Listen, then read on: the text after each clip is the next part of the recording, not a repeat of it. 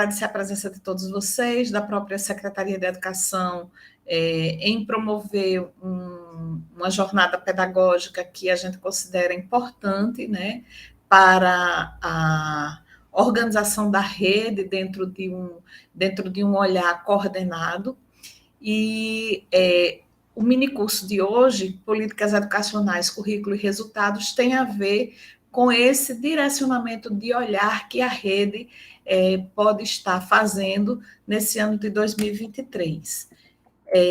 Então, por que falar sobre políticas educacionais, currículo, resultados, né?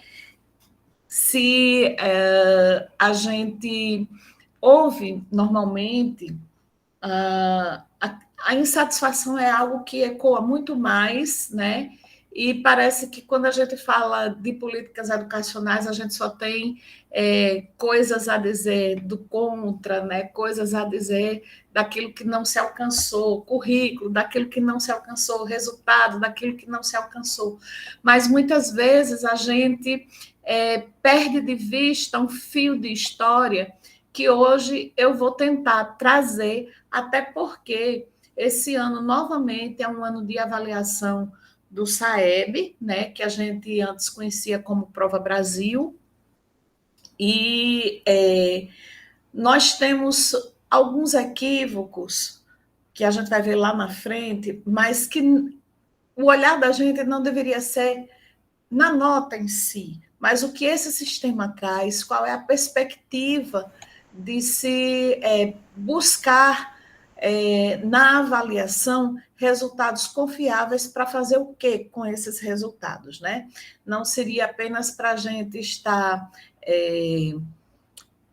ranqueando ou para a gente estar se colocando como a gente não avançou, caímos no IDEB, enfim, não é o olhar no resultado pelo resultado.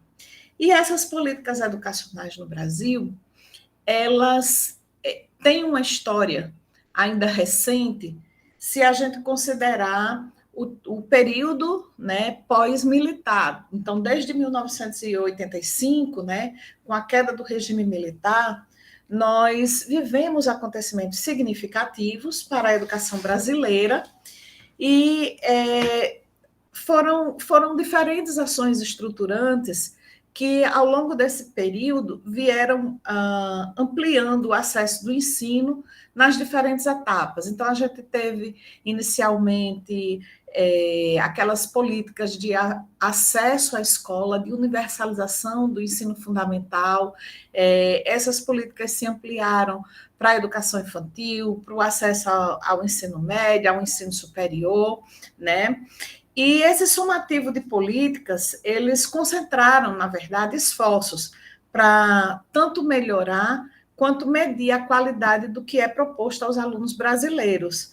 E isso foi feito por meio de um sistema de avaliação eficiente e a própria evolução curricular.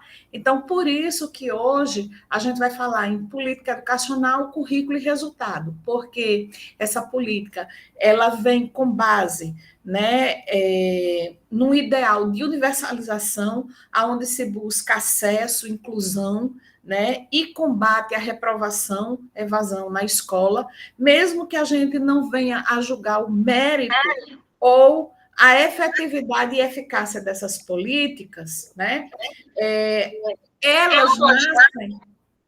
Alô? Oi, diga aí. Já tem alguém com o microfone ligado, por favor, desliguem para... Já desativei. Já desativei. Pode continuar, Margarete. Pronto. Então, essas políticas brasileiras, sem julgar o mérito, sobre a efetividade ou a eficácia dessas políticas, o ideal de universalização ele se traduziu em acesso, em inclusão, combate à reprovação, à evasão, né? E foram ofertadas na educação com a necessidade de trazer qualidade e equidade nas aprendizagens. E o que é que acontece? Esse horizonte, né, que a gente abre de políticas educacionais, currículo e resultados, ele é um horizonte que ele se estabelece no meio de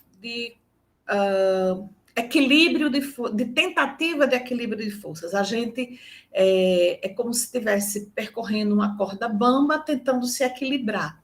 E se, por um lado, existe um interesse econômico nas políticas, né? Também existe um interesse de desenvolvimento humano.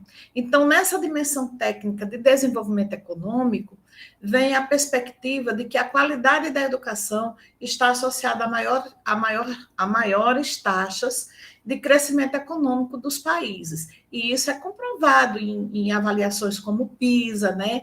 Onde os países mais bem colocados não aleatoriamente são também países com melhor desenvolvimento econômico. Por outro lado, se a perspectiva é só econômica, a educação ela não progride em qualidade. Então, é necessário também, e principalmente no caso do Brasil, que essa educação ela esteja pautada numa dimensão crítica de desenvolvimento humano. Deve ser feita por meio de um currículo que ele valorize a educação integral, que é a educação não só voltada para os aspectos cognitivos, como também socioafetivos, aspectos físicos, como a palavra diz, ela é integral. E ela precisa ser feita numa perspectiva crítica e humanista. E aí, a partir dessa dimensão crítica e humanista, essa educação ela pode viabilizar uma emancipação social, cultural e política das classes socialmente excluídas ou das classes oprimidas, como Paulo Freire sempre fala, né? E aí eu trouxe essa charge provocativa, né, para a gente pensar com uma citação de Paulo Freire, onde a gente tem um pai e uma criança, né? E ele diz: estou sem esperança de ter uma vida melhor. Pai, e se a gente tentasse aprender a ler e escrever? Então, mesmo quando não se tem uma fundamentação de uma leitura mais ampla, as pessoas elas conseguem perceber que a educação ela é fator de desenvolvimento humano e econômico. E o analfabeto, principalmente aquele que vive nas cidades grandes, sabe mais do que ninguém qual a importância de saber ler e escrever para a sua vida como um todo. Então, quantos dos alunos que passam pelas nossas mãos, que nós tememos, temos cuidado, né? Tememos pelo futuro por dizer assim, poxa, essa criança, esse adolescente é alguém que está muito vulnerável, tem uma condição de vida muito precária. E quando ele consegue concluir aquela etapa do ensino fundamental, que ele consegue ir para um ensino médio, que mais tarde a gente se depara com ele bem encaminhado, isso nos alenta e nos dá a certeza de que realmente a educação ela traz uma perspectiva de vida diferente para as pessoas. No entanto, a gente não pode alimentar a ilusão de que o fato de saber ler e escrever por si só vai contribuir para alterar as condições de moradia, comida e mesmo de trabalho, como diz Paulo Freire. Então, se ela promove o desenvolvimento humano, e isso é verdadeiro, a consequência disso como desenvolvimento, melhoria das condições de vida da pessoa, não está dada como certa, principalmente num país como o nosso, mas ela encaminha, e isso é reconhecido pelas pessoas. E para completar a ideia de que a condição não é dada como certa, né, eu trago nessa ilustração, né, hoje, essa ilustração é recente, é de um bairro de Natal, de uma comunidade de Natal, e a gente vê que não existe condições de moradia nenhuma, mas a criança ela está com farda de escola, essa camisetinha aí, uma farda de escola, e ela está na escola. Mas a função da escola, ela só é integral se ela passa a ser um espaço digno, justo e capaz de recuperar o que lhes roubam. O que é que está roubado dessa criança, né? As condições dela de vida, de existência, né? Então, são as nossas crianças que estão nessas condições. Não digo todas, mas nós temos parte das nossas crianças, uma parte significativa das nossas crianças que estão na escola, elas têm essa condição de vida. E é importante que nós percebamos isso ao estarmos fazendo nossas mediações, porque às vezes é como se a gente não se tocasse da impossibilidade estrutural mesmo de pedir da família um acompanhamento escolar para além daquela orientação que é reservar um tempo e um lugar, por mais precário que seja, para que essa criança possa realizar atividades fora do horário da escola. Mas pedir de um pai que ele tenha a compreensão pedagógica de fazer intervenções e ajudar o aluno nas tarefas da escola, isso a gente vê numa imagem como essa que se torna inviável, né? Por mais boa vontade que esse pai tenha, que essa mãe tenha, ou que esse responsável pela criança tenha, os conhecimentos pedagógicos que nós adquirimos em formações de nível superior e em toda uma vivência dentro da escola, eles não chegam para os pais, para os responsáveis dos nossos alunos. E aí, muitas vezes, até conflita com a orientação pedagógica que a gente dá em sala de aula. Então, para retomar aqui o que já foi dito, a partir da redemocratização, diferentes ações estruturais buscaram ampliar o acesso ao ensino em suas diferentes etapas, seja ensino fundamental, educação infantil, ensino médio ou ensino superior. E essas políticas educacionais, elas buscaram assegurar mais recursos para a educação pública, para torná-la um instrumento de redução das desigualdades sociais e regionais, mas que a gente sabe que, por si só, como Paulo Freire já apontou, Miguel Arroyo também, e tantos outros cientistas da educação, né? Isso não é uma condição dada, requer muito mais mudanças estruturantes dentro da sociedade, mas é uma das condições. Outro objetivo seria fortalecer o papel de estados e municípios na gestão do sistema escolar, e é importante que se diga que antes de 1985, né, os recursos de educação eram todos centralizados no Ministério da Educação, e a partir de 1985, a sociedade, com a abertura política, passa a demandar descentralização para gerir melhor os recursos nos locais onde eles são aplicados, né? Por que isso? Porque ao fazer de forma centralizada, não se chegava às diferentes realidades e excedia de recursos em alguns lugares e faltava em outros. Não se tinha dados específicos sobre a educação e isso provocava muitas distorções. O outro objetivo das políticas educacionais que vem pós-regime militar é a garantia plena da liberdade de ensino e aprendizagem, porque antes nós tínhamos um controle, um monitoramento, uma censura, né, dentro das salas de aula que tornavam inviáveis discussões sobre o próprio papel da escola e do Estado na sociedade. Professora, Temos uma pergunta. Maria José levantou a mão, quer fazer uma pergunta.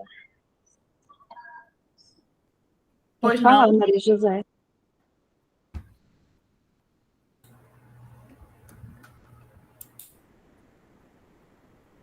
Maria José.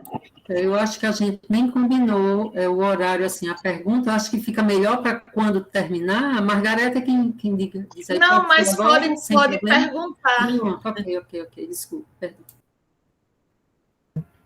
Pode Eu perguntar. acredito que a Agora eu acho que ela professora está com o deve ter microfone. levantado a mão sem querer. É, pode ter acontecido isso. Mas aproveitando, como eu já estou quase encerrando essa parte aqui, se alguém quiser fazer alguma reflexão sobre essas ideias de políticas educacionais que foram traçadas até o momento, estão à vontade. Fiquem à vontade. Bom, então, para resumir, fazendo, digamos, uma linha de acontecimentos, né?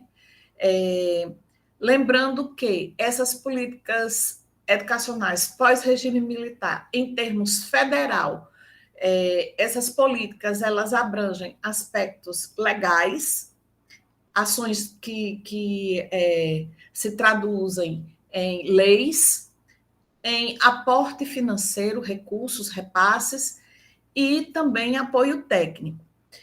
Quem são os entes dessa esfera federal, né, que a gente conhece? É o Ministério da Educação e as suas autarquias, né? Fundo Nacional de Desenvolvimento da Educação e o Instituto Nacional de Estudos e Pesquisa Anísio Teixeira, mais conhecido como INEP, né? Que faz, dentre tantas políticas, o censo escolar e o SAEB e DEB. E temos também ainda o Conselho Nacional de Educação, que é um órgão consultivo e deliberativo, que também dá suporte legal às decisões na educação, aliado ao Congresso Nacional, porque as políticas educacionais elas passam por um trâmite, né? Então elas podem nascer de uma demanda da sociedade encaminhada ao legislativo ou do próprio legislativo e podem nascer também do poder executivo, passando pelo poder legislativo, a depender do tipo de legislação que é produzido, né? Se é um decreto, não precisa, mas se é uma lei, ela passa pelo Congresso para ser votada e volta ao executivo para ser sancionada. Então, dentre essas diferentes políticas educacionais, a gente vê políticas relativas ao acesso à escola. Esse acesso tanto é em termos da matrícula, como por exemplo, em relação ao caminho, o trajeto para a escola, né? As questões de acessibilidade escolar, a questão da inclusão. Então, tudo isso está dentro, digamos assim, de várias políticas que são dadas para o acesso à escola, o combate à evasão, ao abandono, né? A qualidade no ensino-aprendizagem, a erradicação do analfabetismo, redução da miséria por meio começou com o Bolsa Escola, depois ampliou para o Bolsa Família, veio o Auxílio Brasil, volta o Bolsa Família. Então, a digitalização também do ensino, ou seja, a inclusão digital, né, por meio de políticas como computadores que chegam até as escolas, formação continuada, valorização do magistério, seja as diferentes formações que o Ministério da Educação vem promovendo, ou mesmo, né, a criação do Fundeb, do Fundef e depois do Fundeb, né? E gestão e avaliação por meio do INEP para fazer levantamentos, porque sem os dados é impossível você demandar políticas que tenham um desenho adequado. Então, vamos ver, por exemplo, ao longo desse tempo, PNLD, que é o Programa Nacional do Livro Didático, que apareceu lá em 1985. Depois, em 1990, SAEB, o Sistema de Avaliação da Educação Básica.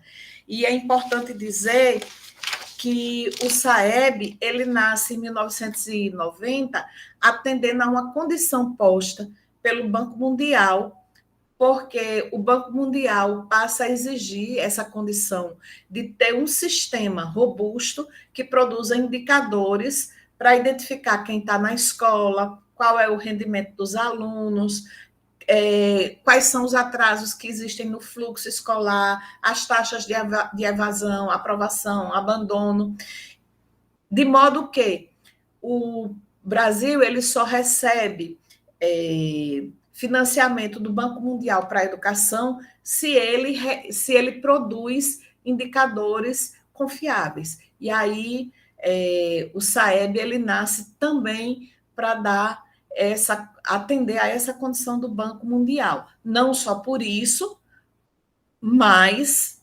também tem esse viés de atender a essa exigência. E está correto, porque a gente precisa de recursos na educação. Todos os dias a gente reclama, e não sem razão, de que o espaço físico... Ontem ainda a Cristina estava na palestra dando essa informação, né, de que existem estudos que mostram que as condições que estruturam o espaço e o tempo, não só a estrutura física, mas a organização desse espaço e do tempo, eles são fundamentais no sucesso escolar, né? A Política Nacional da Educação Especial, que já tem diversas reformulações, mas ela começa lá em 1994, o Censo Escolar, em 1995, que aí ele vai produzir dados de aprovação, reprovação, abandono e um questionário amplo sobre as condições da escola, né? O PDDE, que é o Programa Dinheiro Direto, Programa de Desenvolvimento... Aí agora deu um branco, que a gente sabe que é para planejamento e organização da escola com recursos, né? E foi lá em 1995, a LDB em 1996, o Fundef, que começa como Fundef, depois ele passa a ser Fundeb, né? Ele começa em 1996, Fundef porque era do ensino fundamental, e depois ele é ampliado para Fundeb, passando a ser de toda a educação básica, a educação infantil, ensino fundamental e ensino médio. Programa Dinheiro Direto na Escola, o PDDE. Isso, obrigada, Conceição. É que o PDDE, apesar dele ter esse nome de Programa de Dinheiro Direto na Escola, ele organiza toda uma gestão desse dinheiro, ele exige um planejamento, né? Não era só o dinheiro chegando na escola, as escolas precisam produzir, né, uma avaliação sobre o que é necessário de ser feito na escola e as ações necessárias e como o dinheiro é aplicado para suprir essas ações. Obrigada, viu, Conceição?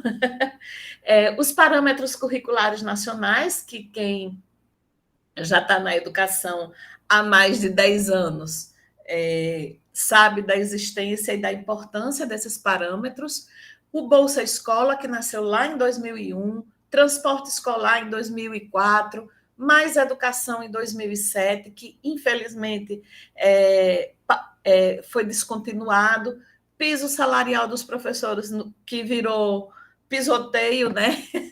Nos professores, diretrizes curriculares nacionais em 2013. As diretrizes curriculares nacionais, elas não são orientações curriculares no sentido de trabalhar conteúdos que devem ser aplicados ano a ano, mas no sentido de fundamentos que devem nortear, né,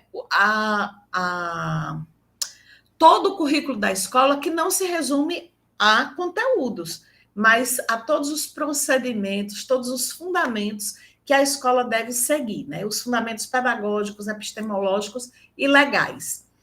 E a BNCC, que veio em 2017, porque, diferentemente dos parâmetros curriculares, que não tinham uma exigência legal, hoje a Base Nacional Comum Curricular ela é obrigatória, ela já foi validada pelo Conselho, tornada uma resolução a ser cumprida, e ela avança em relação aos PCNs, embora a gente tenha todo um saudosismo do PCN, e ele tenha contribuído de forma muito significativa no avanço da educação. A BNCC ela traz uma perspectiva curricular mais atualizada, em que os conhecimentos eles são objeto de formação de competências e habilidades. Então, se busca muito mais do que o conteúdo em si, mas a competência, que é mobilizar esses conhecimentos de uma forma intencional para atender a uma situação, a uma necessidade. E tiveram muitas outras políticas educacionais e ainda a gente vai ter essas políticas pela frente, porque nós vivemos num processo histórico e a gente evolui, né? Entretanto, o que é que acontece? Por que no Brasil as políticas educacionais elas parecem perecer, né? Há um consenso, né, sobre a importância da educação como base para o desenvolvimento do país, da sociedade, do indivíduo, mas trazer essas ideias, esses conceitos para a prática e promover esses avanços consistentes em políticas é um desafio, né? É um desafio porque essas políticas educacionais elas precisam de amparo legal, elas precisam de orçamento. Está aí o nosso piso. A alegação é de que não existe orçamento. Os municípios, principalmente, não estou falando das capitais, eu estou falando de municípios pequenos. Eles não têm como colocar a folha de pagamento dos professores dentro do orçamento, que ele também tem limites legais. Essas políticas, elas precisam de um projeto técnico embasado. Então, a importância do censo escolar, a importância do SAEB está aí, porque precisa de diagnóstico, de análise, precisa ser discutida, os projetos precisam ser discutidos com as entidades da sociedade civil, com os profissionais da área. Essas políticas, elas precisam ter, de fato, um impacto social relevante, ter perenidade, ou seja, ao invés de ser uma política como plataforma de governo, ela ser uma política de Estado, que ela seja duradoura, né? Precisa de instrumentos de gestão para implantar, para monitorar e para avaliar resultados. E o que a gente vê muitas vezes é que as políticas elas morrem na implementação. Não existe o monitoramento e não existe a avaliação dos resultados.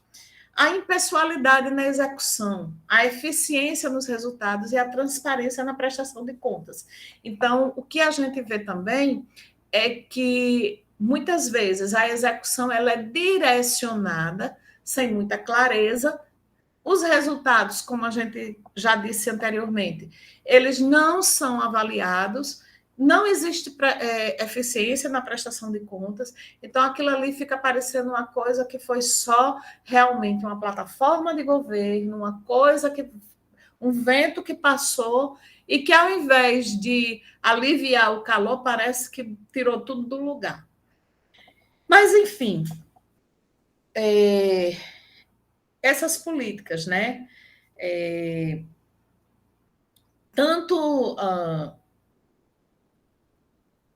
as que ainda permanecem, como as que vão e vêm, elas vêm apontadas por uma necessidade que a OCDE, que é a Organização para a Cooperação e Desenvolvimento Econômico, ela mostra, ela diz o seguinte, que ainda existe grandes disparidades entre os alunos brasileiros, especificamente em relação à região e classe social, classe econômica.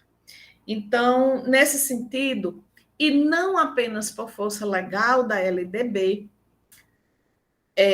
a gente passa a ter a Base Nacional Comum Curricular, né? Representando um passo importante para promover essa educação de qualidade de forma equitativa para os estudantes do país todo. Porque, diferentemente do PCN, eu não estou falando do teor do PCN nem do teor da BNCC, eu estou falando da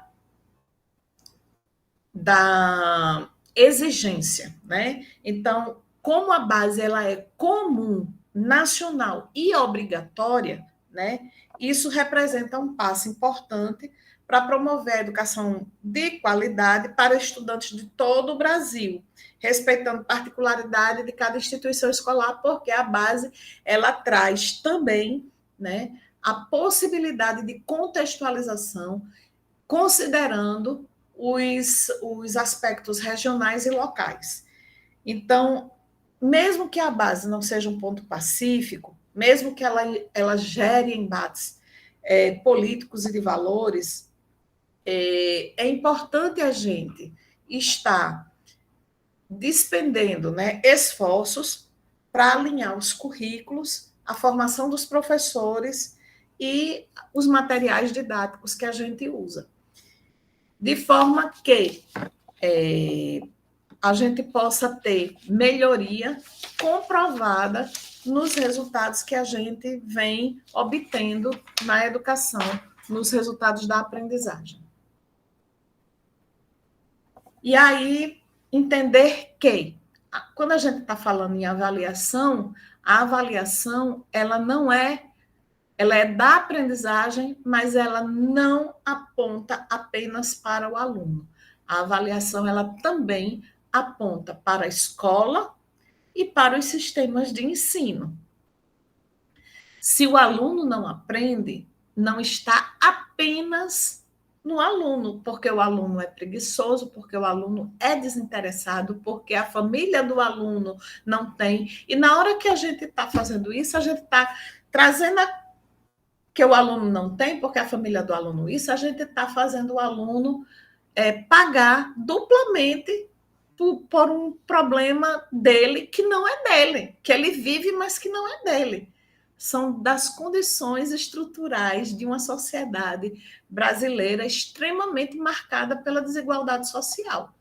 Então, é preciso que a gente entenda que essa avaliação, o juízo de valor que a gente faz sobre essa avaliação, ele precisa estar muito bem ponderado. Precisa entender o que é da dimensão do que o aluno não aprendeu, mas não para culpabilizá-lo, e o que é da dimensão da escola, o que é da dimensão do sistema de ensino.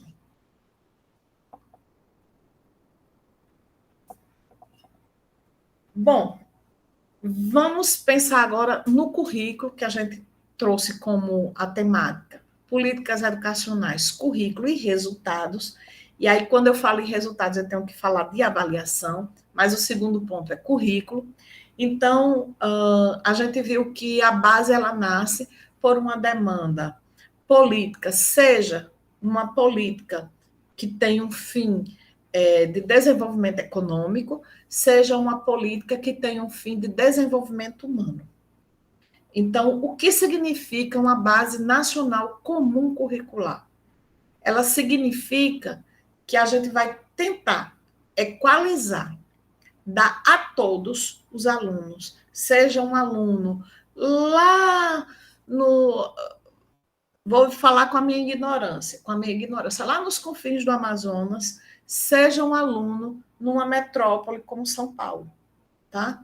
Que ele possa ter o acesso a todos os conhecimentos necessários para que ele se torne um cidadão pleno de direitos e capacitado ao mundo do trabalho, que é como preceitua a LDB.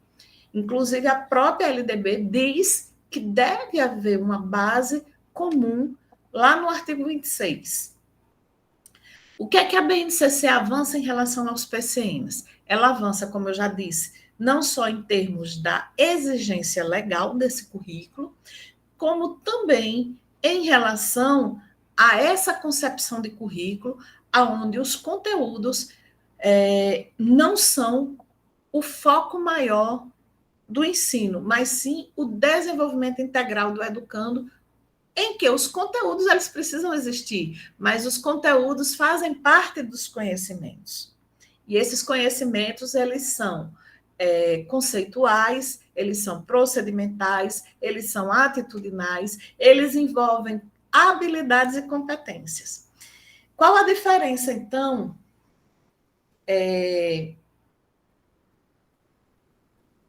entre conteúdos e objetos de conhecimento?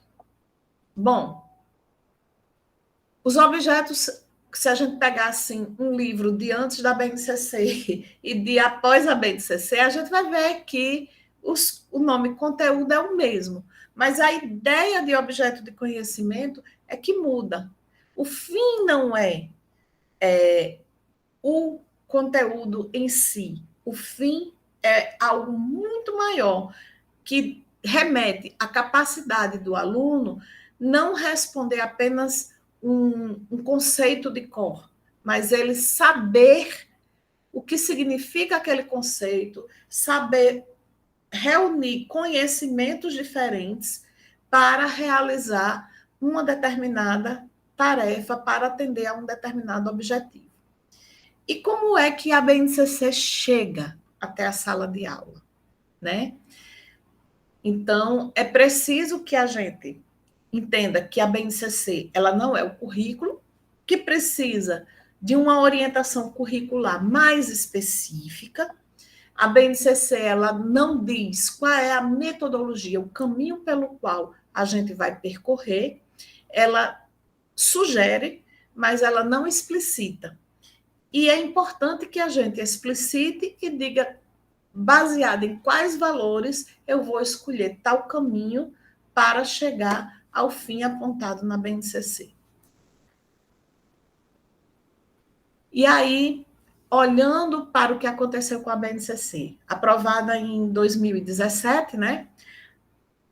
Aí a gente se depara com dezembro de 2017, quando nós começamos a tentar entender a BNCC em 2018, 2019, né, tentando caminhar, foi o período que a gente começou a elaborar os referenciais curriculares na rede municipal, e é importante dizer que os referenciais curriculares, eles não foram feitos pela Secretaria de Educação, ele contou com a participação representativa dos professores na própria constituição da comissão que elaborou, e contou com a participação dos professores durante a execução nos momentos da formação continuada. Então, todos os professores que participaram de formação continuada, de forma direta ou indireta, contribuíram dentro do processo de elaboração dos nossos referenciais curriculares.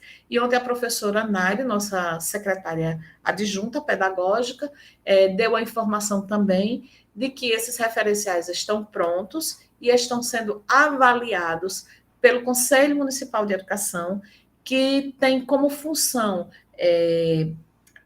aprovar esses referenciais para que eles se tornem também normativos. Nós já temos referenciais curriculares que foram elaborados entre os anos 2003 e 2005. No entanto, os nossos referenciais naquela época, eles não tinham também caráter normativo, como não tinha os PCNs. E hoje tanto a BNCC tem um caráter normativo, quanto os referenciais curriculares, após a aprovação do Conselho, eles terão esse caráter normativo. Dados os referenciais curriculares, as escolas precisam voltar ao PPP, lá no marco referencial, onde a gente deve estar falando dos princípios pedagógicos que regem lá todo o processo de ensino-aprendizagem, como a escola pretende, né, dar vida a essas orientações curriculares que existem na BNCC e nos referenciais curriculares. Mas o que é que houve? Nós tivemos a pandemia em 2019, então a BNCC, que ainda é recente, né? Mas ela ainda estava engatinhando digamos assim, na compreensão e na tentativa de se colocar ela dentro da escola, vem o período da pandemia, do Covid-19, e a gente sabe que lá se vem, junto com essa pandemia, uma defasagem na aprendizagem dos estudantes, né, principalmente os de baixa renda, os matriculados no ensino fundamental nos anos iniciais. Por que os de baixa renda? É porque eles são mais atrasados, tem mais lentidão na aprendizagem, tem algum problema de aprendizagem? Não.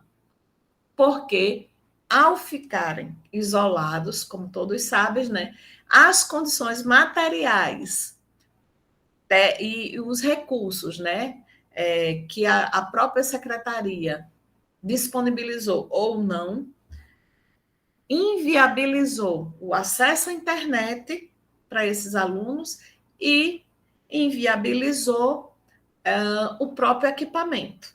Então, seja por falta de equipamento e de internet, seja por ter o equipamento, mas não ter a internet, a maior parte dos nossos alunos ficaram à deriva, não fosse o esforço, que eu digo até hercúleo, dos professores, das escolas, da equipe da escola, em criar algumas estratégias para chegar mais perto desse aluno, por meio de atividades físicas, né? Uma entrega de uma atividade, uma orientação por WhatsApp, a gente teve que se reinventar, a gente sabe disso, né? Não fosse isso, a gente tinha parado realmente no tempo e no espaço. E, principalmente, a defasagem recaiu em cima dos anos iniciais do fundamental, porque quanto menor a criança e quanto menos alfabetizada ela está, mais difícil se torna essa relação de educação à distância, né? Como foi a que aconteceu, mesmo que a gente tivesse alguma interação online, mesmo que a gente tivesse algum contato esporádico para uma entrega de atividade com esses alunos. E aí a gente vai falar agora sobre como a gente vê os resultados. Por que é fundamental avaliar? Por que o IDEB é importante? O que mostram os resultados da aprendizagem na rede municipal? É possível fazer a diferença na sala de aula? E aí a gente está vendo que avaliar é importante porque ela é definidora de políticas. Se eu não sei qual é o meu problema, como é que eu vou propor soluções? Se eu não sei a dimensão do meu problema, se eu não sei se o problema que eu estou vendo, que eu estou percebendo, ele é geral ou ele é específico de um setor, de um grupo de escolas, de um grupo de alunos, de algumas turmas, eu preciso de dados concretos para estabelecer onde eu vou atuar. E lembrar que políticas existem as políticas governamentais em nível macro, mas existem as políticas em nível local, que as secretarias, no caso, a Secretaria Municipal de Educação, deve promover, e a própria escola, ao adotar o seu projeto político pedagógico, ela está decidindo sobre ações que ela pretende desenvolver para sanar o quê? Sanar alguns problemas ou para otimizar alguns resultados. Mas que resultados se eu não tenho uma avaliação sobre eles, né?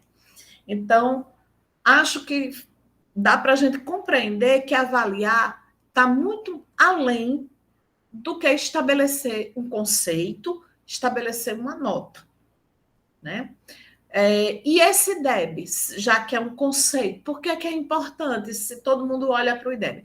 Bom, primeiro, o IDEB ele é uma avaliação em larga escala e ele segue uma orientação estatística para poder ter essa precisão, né? Essa precisão no resultado.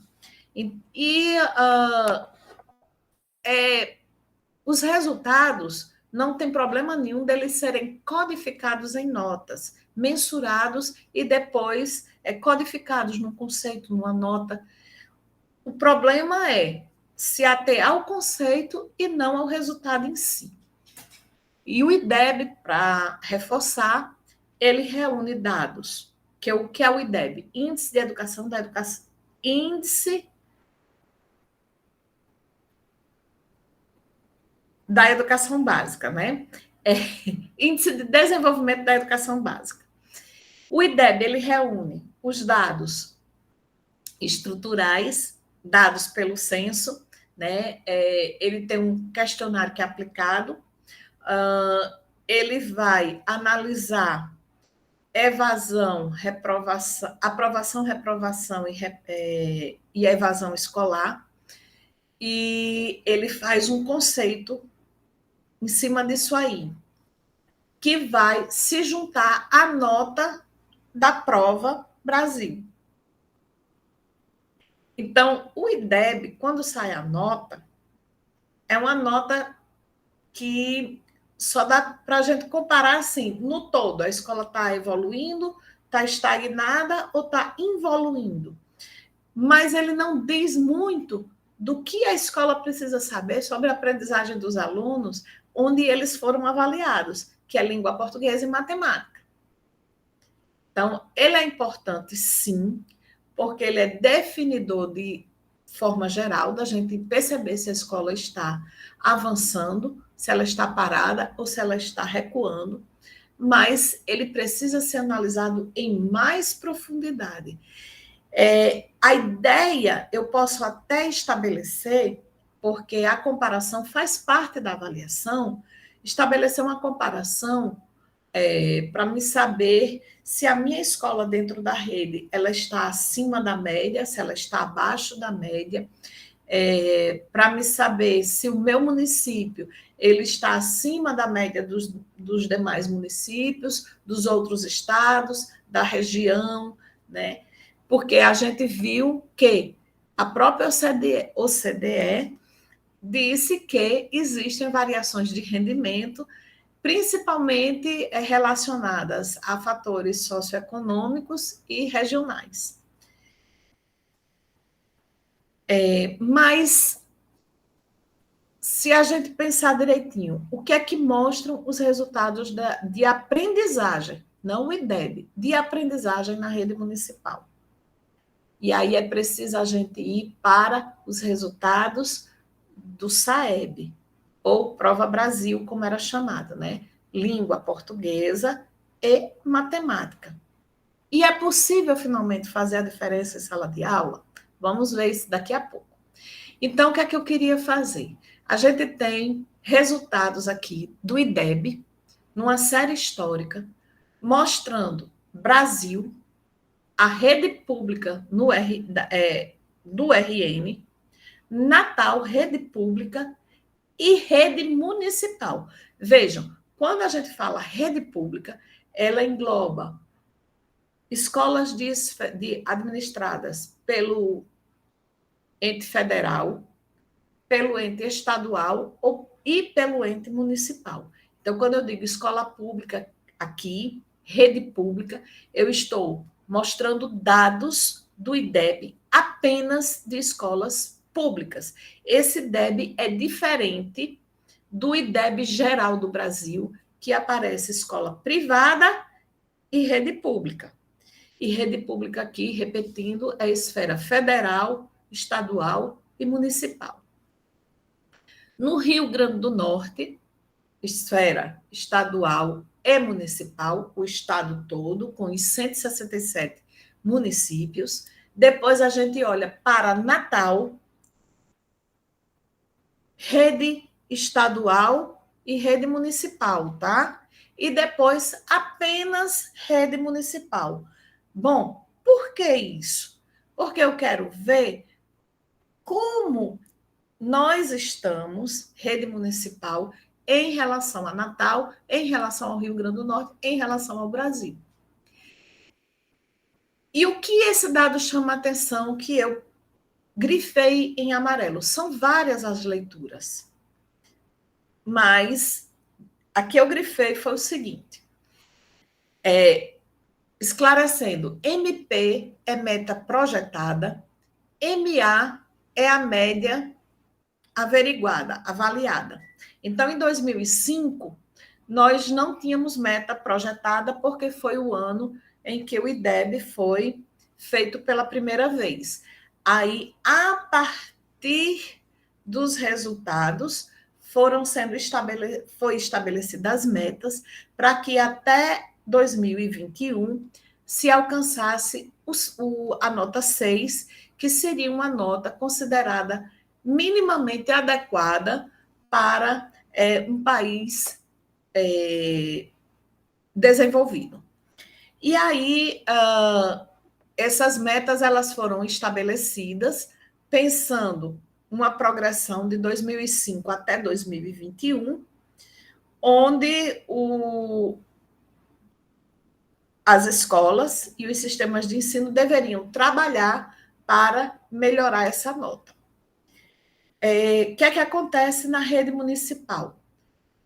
A gente vê que, de saída, a rede municipal ela saiu com uma média de 3,3, que não era tão diferente da média brasileira, que era 3,6. Mas, enquanto no Brasil a gente conseguiu avançar na rede pública e chegar a 5,5 em 2021, que também, no Brasil todo, a pandemia, a gente sabe, foi mundial, na rede municipal, a gente não chegou a nem 4,5. Temos aqui mais de um ponto de diferença, né, entre os resultados da rede municipal para o Brasil.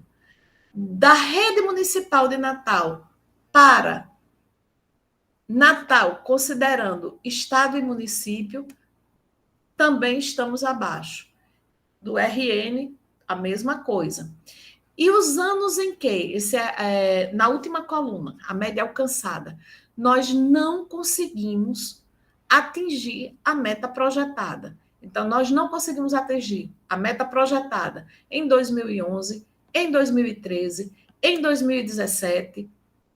Todos esses anos não teve pandemia, né? 2019, 2021. E 2019 a gente não tinha ainda também começado a pandemia. A pandemia ela vem 2019, final de 2019 a gente já tinha passado pelo SAEB.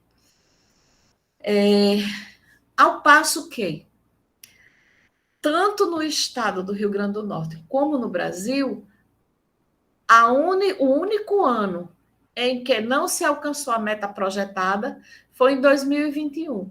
Em Natal, rede estadual e municipal, não foi alcançada em 2013, em 2019 e 2021. O que fazer? Ou fazer o quê? Né? Será que a gente está se isolando ou está negligenciando esse que fazer, nós temos aí, no estado vizinho do Ceará, né, um IDEB que é invejado no Brasil todo.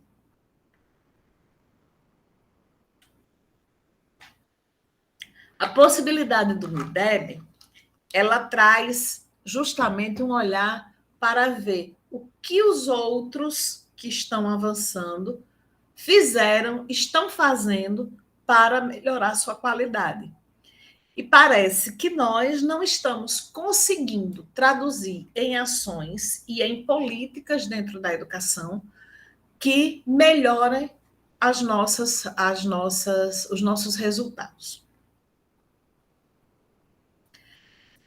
Agora vamos para o SAEB, porque o IDEB, como eu disse, ele traz resultado de aprovação, reprovação, abandono e resultado da prova.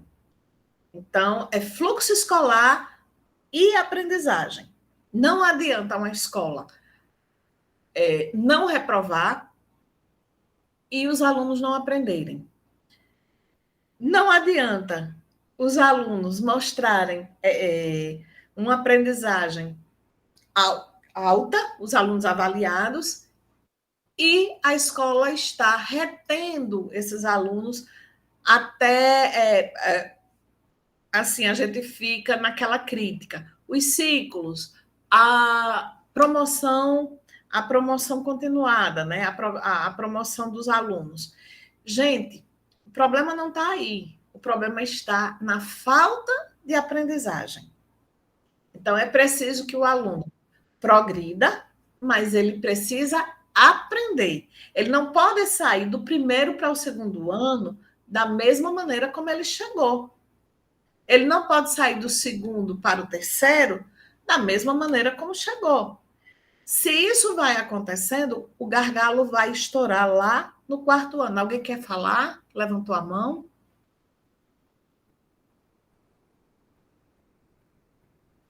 Tem alguém querendo falar alguma coisa? Rosemarie. Oi, Rose. Pode falar. Focado sem querer, não sei. Então, eu vou continuar. Posso continuar, Conceição? Sim, Margarete, pode sim. Ótimo.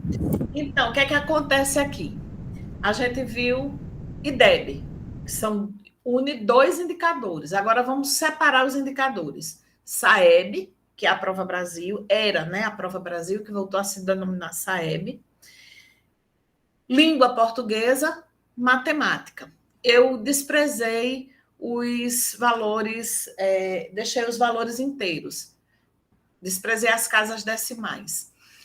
Brasil, língua portuguesa, Brasil, matemática, né? Somente rede pública, do jeito que eu tinha explicado no outro, tá? Então, esse resultado do Brasil aqui não é Brasil, rede pública mais rede privada, é apenas rede pública. RN, apenas rede pública, Natal, rede pública e depois só a rede municipal de Natal, tá? O que é que a gente vê aqui nesse quadro, né? Que nós também temos uma progressão aqui, né? Progressão boa.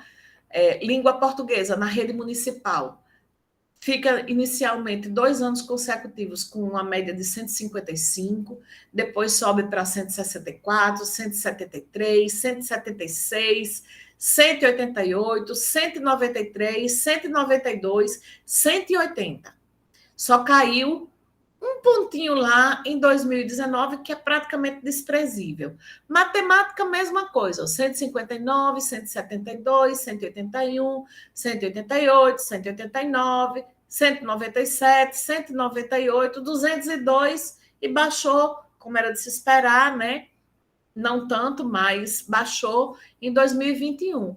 Mas aí, por que, no IDEB, a gente vai ter essas dificuldades aqui na média, em 2011, 2013, 2017, 2019.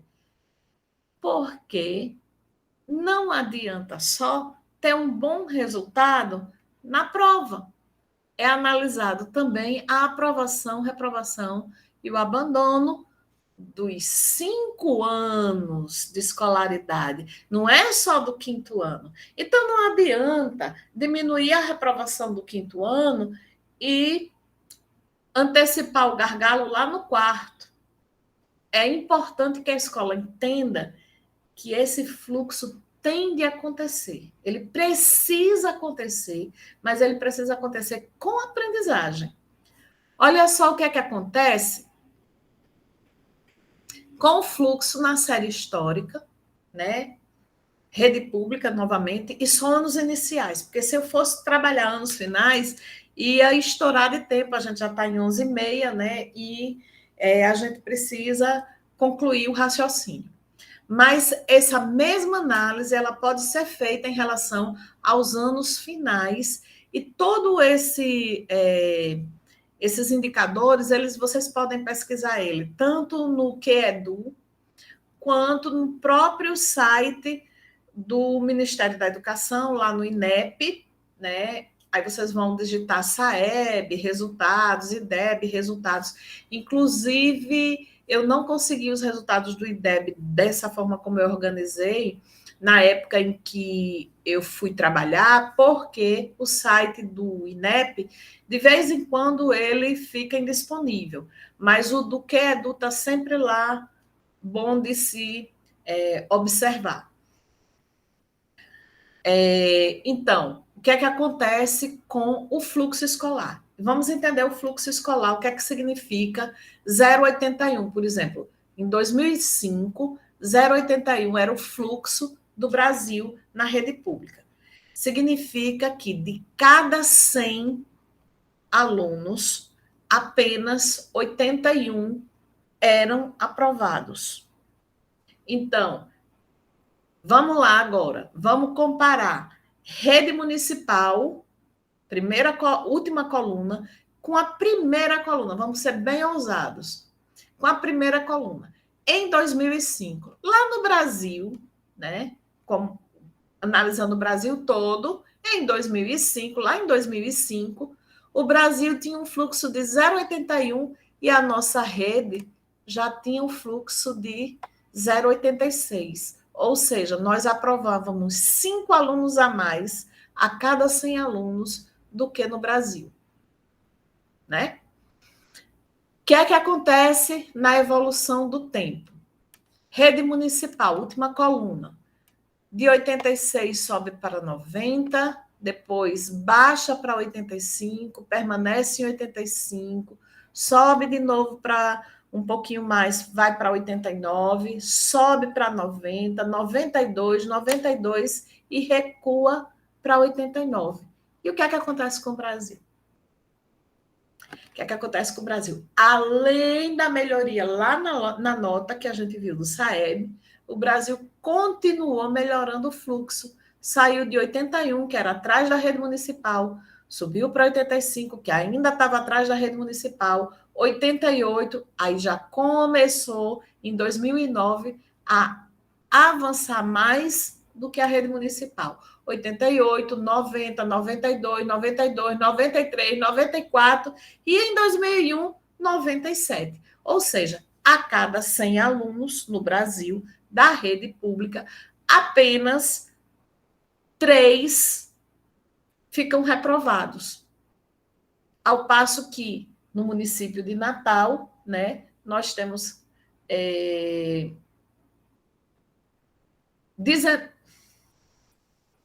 nós temos 89 alunos aprovados, né, e o restante reprovados a cada 100 alunos. Isso é muito diferente, né? São quase 10 pontos de diferença 10 alunos de diferença entre a média brasileira e a média da rede municipal. Então, quando a gente vai falar em políticas para a rede municipal de Natal, a gente precisa pensar como é que a gente vai melhorar o fluxo, que não é só a questão de aprovar ou não aprovar ou reprovar, mas ela está intimamente associada com o aprender. Então, é importante combater a evasão. Muitas vezes a reprovação está... existem vários estudos que mostram a associação entre evasão e repetência. São índices que um puxa o outro. Um aluno que reprova 2 anos, ele tende a sair, a se evadir da escola, certo? Então, é combater a reprovação e a evasão, e, ao mesmo tempo, né, fazer o aprender desse aluno. As ações que a secretaria precisa desenvolver e que as escolas precisam pensar em seus projetos políticos pedagógicos, as políticas pensadas aí dentro dessas duas esferas, escola e rede municipal, precisam estar voltadas para isso aí. Ou, do contrário, a gente vai ficar só comparando o índice e dizendo, meu Deus, meu Deus, meu Deus.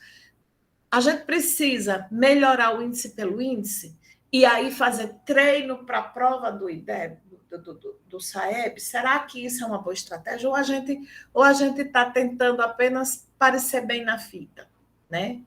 Não adianta, a gente não é esse tipo de resultado que a gente quer.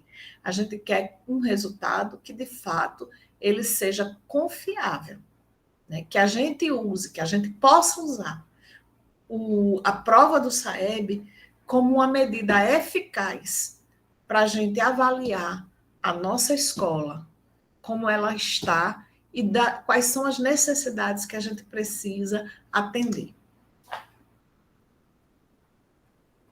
Então,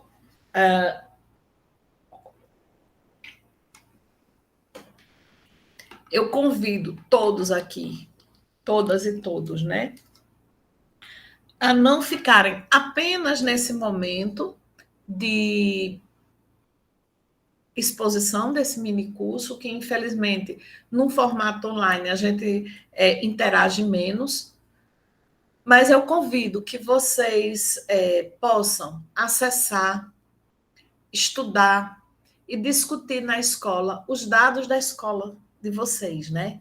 Então, vocês têm 2 caminhos. Ou vocês vão lá na plataforma do INEP e investigam os dados para o IDEB e SAEB, e aqui tem os dois links, né, onde vocês acessam essas informações, ou vocês vão na plataforma do QEDU, onde tem os dados do IDEB, do SAEB, e tem outros indicadores lá, inclusive, na plataforma do QEDU, eles têm formações, que a gente pode fazer alguns cursos lá dentro, à distância, e tem orientações de compartilhamento de experiências de outras redes que já traçaram esse caminho e estão conseguindo melhorar a qualidade da educação nessas escolas, nesses municípios. É importante a gente, antes de criticar ou de abraçar uma determinada política, a gente entender o que ela representa e qual é o uso também que a gente vai fazer dela. Então, os usos em cima do IDEB e dos resultados do SAEB são inúmeros. Porém, o que a gente vai definir como uso está relacionado ao que a gente define, né, epistemologicamente como valor na educação. Então, vocês podem acessar, como eu disse lá, o SAEB, aí vai aparecer no SAEB as matrizes e escalas, os resultados, sistema, testes e questionários, narrativas multimídia. Vocês vão explorar cada uma dessas barras, mas principalmente as matrizes e escalas. Por quê? Porque eu estava dizendo que a nota não diz tudo. E quando eu chego aqui, lá no SAEB, que a gente já passou, eu tenho notas. O que é 167 em língua portuguesa? O que é 159, 170, 200 em matemática? O que é que isso está me dizendo? Para mim, não me diz nada. Acredito que para cada um dos que estão assistindo aqui, também não. Só dá para a gente entender que evoluiu, ou que parou, ou que atrasou. Mas, mais do que isso, eu não acredito que dê para fazer. Dá para a gente comparar se a gente está melhor do que Natal, do que RN, do que Brasil, se está pior, se... Enfim. Mas o que esse resultado diz, a gente não sabe. É preciso que a gente venha para as matrizes e escalas. Aí sim, aí agora eu vou entrar no olhar que eu preciso ter para mudar. Então, examinar as matrizes e escalas. Essas matrizes, elas indicam habilidades de determinado componente curricular, a exemplo de língua portuguesa e matemática, que são avaliados em cada etapa da escolarização. E a gente sabe que o SAEB, né, não vou repetir mais, já repetindo, é 5º e 9º ano. Não avalia todos os anos. Tá entrando aí a educação infantil, 2º ano, mas as coisas ainda não se configuraram, assim, não se estabeleceram, né? Os descritores, então eu preciso examinar as matrizes. Essas matrizes, elas são elaboradas em cima de descritores que orientam a elaboração dos itens de teste da Prova Brasil, né? Bem como a construção das escalas de proficiência que definem o que o aluno sabe e o quanto o aluno sabe no contexto da avaliação. E a partir da matriz dos descritores é construídas as escalas. Essas escalas aí elas vão dizer sobre os resultados alcançados, qual é o percentual de alunos com nível de aprendizado insuficiente, nível de aprendizado básico, proficiente ou avançado, bem como o que é esse aprendizado, qual é o aprendizado que ele obteve e o que ele ainda precisa saber. Deixa eu dar um exemplo aqui, né, para vocês. Então, a matriz de referência, por exemplo, de língua portuguesa do SAEB, e vocês vão acessar lá onde eu disse a vocês, quando vocês abrirem a página do SAEB, matrizes e escalas. Para acessar esse sistema do SAEB, se vocês não tiverem copiado o link, não tiver como acessar o link, vocês digitam no Google matrizes e escala do SAEB, vai aparecer. Aí vocês acessam e tem um material lá em PDF mostrando, por exemplo, aqui é um trechinho só da matriz, porque não dava para fazer na transparência toda e também não dá para explicar tudo. Mas, em língua portuguesa, quais são os tópicos e seus descritores para o 5º ano, só para o 5º ano do fundamental. Então, tem, se eu não me engano, 5 tópicos, e em cada tópico ele tem alguns descritores. Por exemplo, tópico 1, ele fala sobre procedimentos de leitura. E aí, D1 significa descritor 1, D3, descritor 3, D4, e assim sucessivamente, que é o código do descritor. E aí, nos procedimentos de leitura, o descritor 1 significa localizar informações explícitas em um texto. Tá? No finalzinho... Margarete, Oi. licença rapidinho, só para te informar que, infelizmente, nosso tempo está chegando ao fim. Temos apenas 2 minutos. Eu estou olhando aqui, são 11h48. Está tão boa eu também já estou terminando. Está tão boa a sua fala, mas, infelizmente, nós temos esse tempo, né? Eu já estou terminando. Os descritores de língua portuguesa, então... Eles fazem parte de 1, 2, 3, 4, 5, 6, né? São 6 tópicos: procedimento de leitura, implicação do suporte, relação entre texto. São 6 tópicos e um conjunto de descritores para cada tópico. Então, a elaboração da prova, ela é feita em cima disso aí. Não pode ser avaliado outras coisas que não as que estão previstas nos tópicos e descritores. Para uma leitura rápida, sem eu saber exatamente o que significa os tópicos e os descritores, o site Todos pela Educação elaborou, por exemplo, uma escala mostrando o que seria uma pontuação alcançada: insuficiente, básico, proficiente e avançado, tanto para o 5º ano quanto para o 9º ano, em língua portuguesa e matemática. E aí, se a gente for olhar só para isso aqui e comparar lá com aquele outro quadro, a gente vai ver, né, que em Natal a gente tem alcançado mais ou menos o nível básico, né? A maior parte dos anos a gente tem ficado no nível básico, né? Nós não conseguimos chegar a 200, né? Mas isso também, preso só a um valor quantitativo, não diz nada. E, novamente, o que fazer? É olhar para dentro da matriz das escalas de proficiência para poder, com o resultado em mão, a gente definir as nossas estratégias, as nossas políticas de trabalho na escola.